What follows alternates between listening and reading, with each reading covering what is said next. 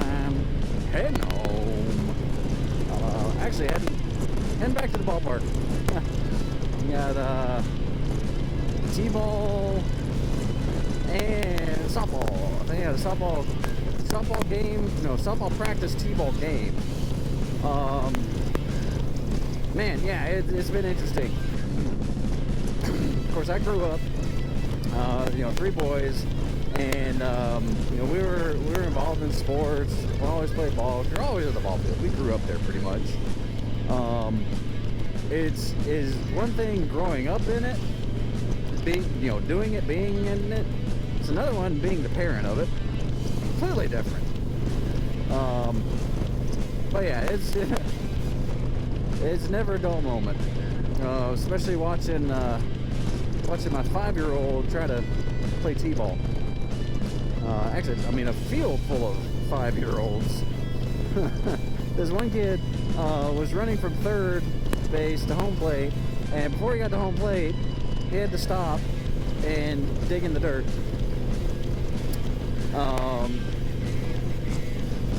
So that was pretty funny.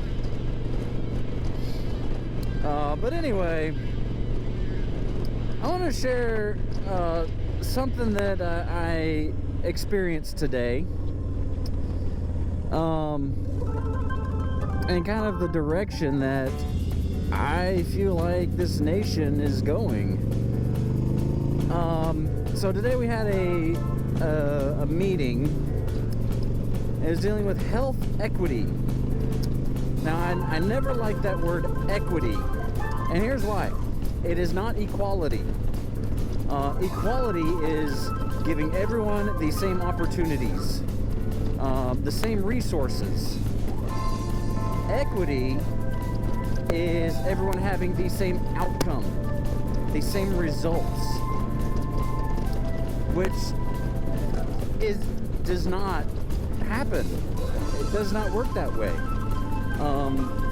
Because people have different work ethics. If you work harder at something, you will get more results. If you are lazy about something, you will get fewer results. So this one was dealing with health, problems with inequality within healthcare. And someone brought up systemic racism, and how that has impacted healthcare inequality, and things like that. It was hard for me to sit there, because that is not what I believe. Yes, there have been, some disparages, yeah, whatever. There have been inequalities, okay? But this whole systemic racism, saying that the system is built up to keep minorities down, that I don't agree with. And I've had people debate and yell and scream in my face through social media about this, and saying, because you're denying, you are racist, you're a bigot, you're part of the problem. No, I'm not. Thinking that someone is privileged privileged or disprivileged simply because of the color of their skin. It's not a race thing. It's a socioeconomic thing. A lot of minorities, especially in rural areas like this, are poor. Okay, there are a lot of white people that are poor too. So saying it's a systemic racism thing, no, it is not. It is the fact that we live in the middle of nowhere when it comes to big cities.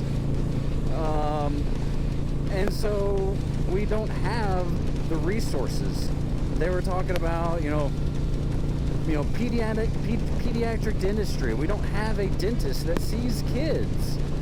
So if parents want their kids to see the dentist, they've got to go to Savannah.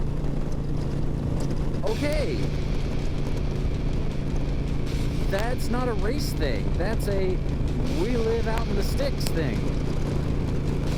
That affects everyone. And, I get it that, poorer families can't afford to go to Savannah twice a year for a dentist. There's just so many problems with blaming everything on race. And we're seeing it more and more and more and more and more. The fact that Coca-Cola is training their employees to be less white. We've got this whole anti-racist movement, which is racist in and of itself. The fact that you are telling white people that they should be ashamed of their white privilege is racist. I'm sorry. It's racist, so call it what it is. Anti-racism is racism. It's just racism against white people. But racism is racism. It's judging someone by the color of their skin. That is racism.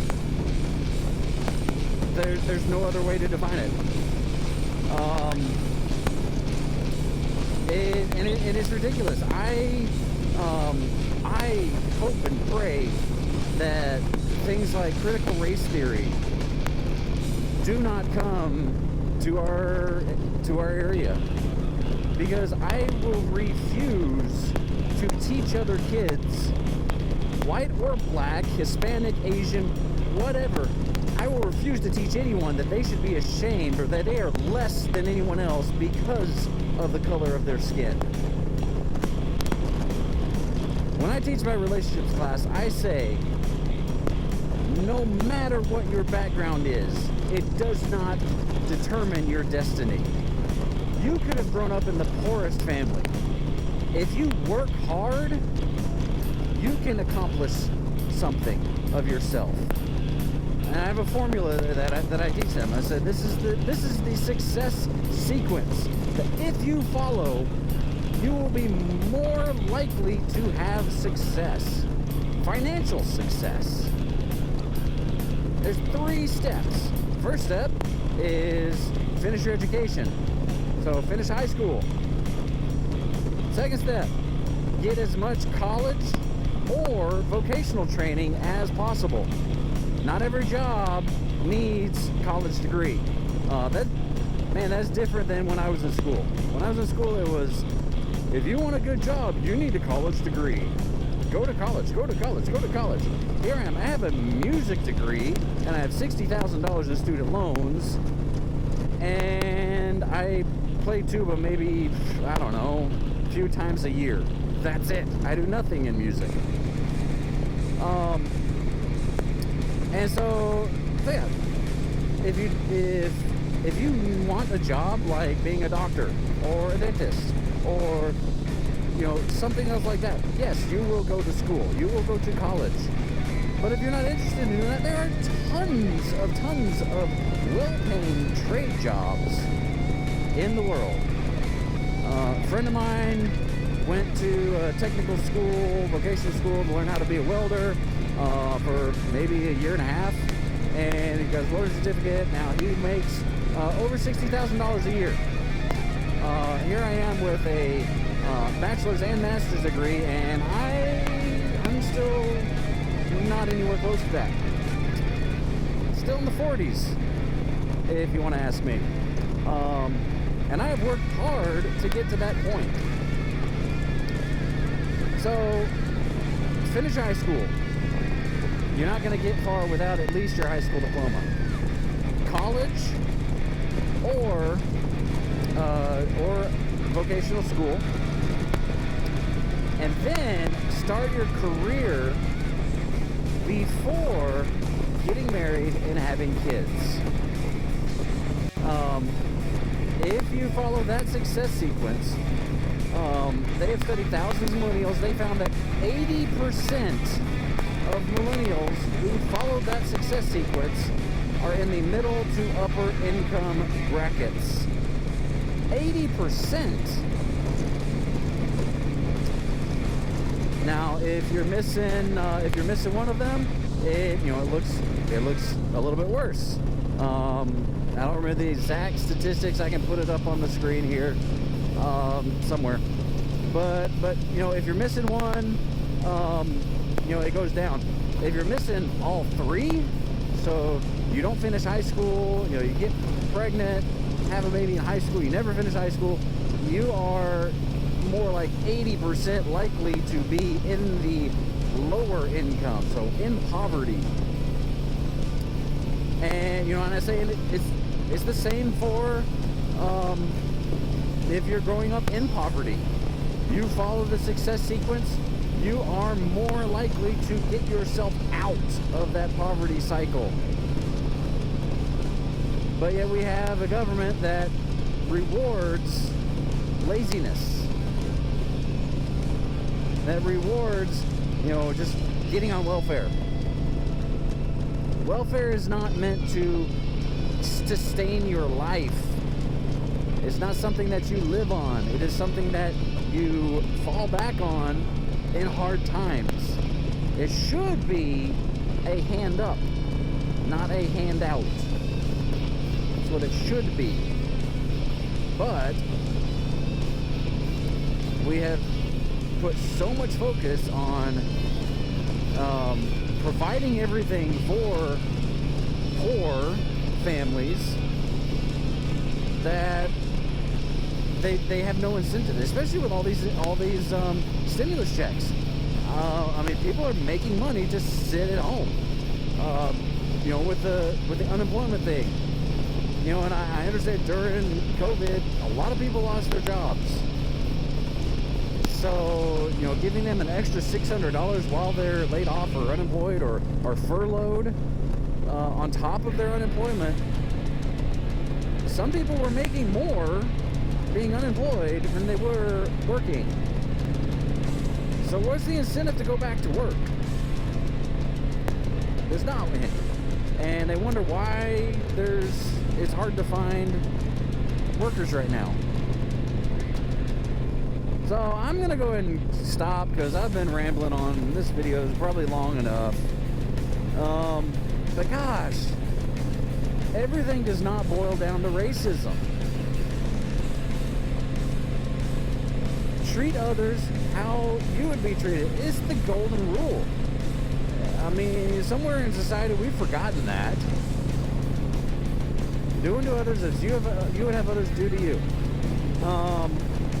Treat others with respect and have integrity in your work. We've had policies for generations that pretty much reward the welfare program, reward you for being lazy, reward you for not working, reward you for having a ton of kids. So we've got the rich that they're going to be rich. Either they inherited it or they worked for it. If they worked for it, more power to you. You've made it. And then we've got the poor, hey buddy. Then we've got the poor getting everything given to them. But then we've got the middle class. Now when all this economic stuff starts going south, which it will,